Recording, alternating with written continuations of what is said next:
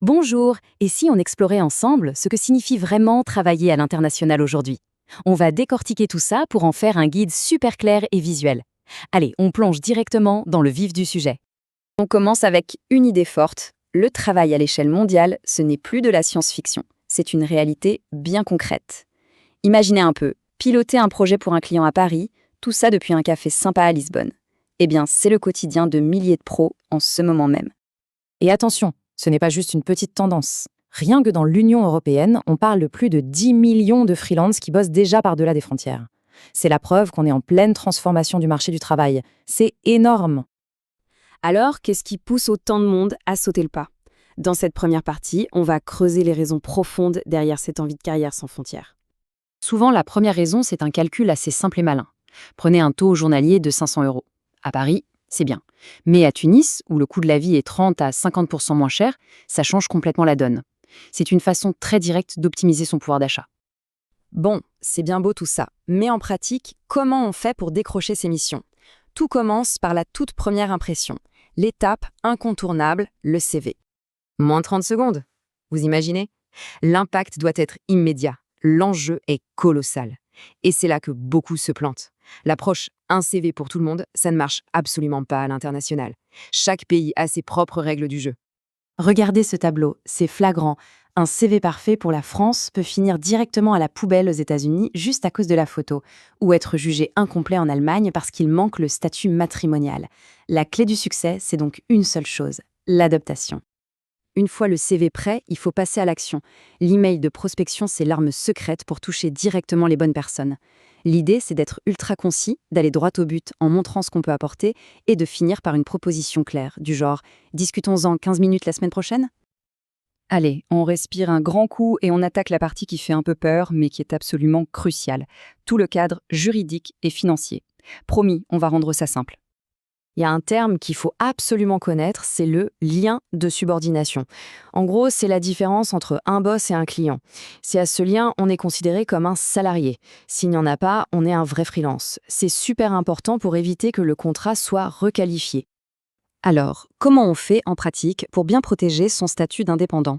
C'est simple, il faut garder son autonomie. C'est soi qui décide comment faire le travail. On utilise son propre ordinateur, ses propres outils. Et, si possible, on a plusieurs clients. Ça, c'est la preuve ultime de son indépendance. La mission est finie, maintenant la question qui tue. Comment se faire payer sans y laisser sa chemise en frais? Les deux champions sont Wise et PayPal. Wise, c'est souvent le top pour les gros montants, parce que les frais sont transparents et le taux de change est le vrai taux du marché. PayPal, c'est hyper rapide et connu, mais attention aux frais qui peuvent vite grimper.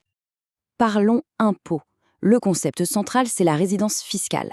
Attention, ce n'est pas juste l'endroit où on passe le plus de temps. C'est là où se trouve son chez-soi, ses liens économiques principaux. Et c'est ce pays-là qui a le droit de taxer les revenus. Concrètement, si la résidence fiscale n'est plus en France, la règle est assez simple. On ne paie des impôts en France que sur les revenus qui viennent de France.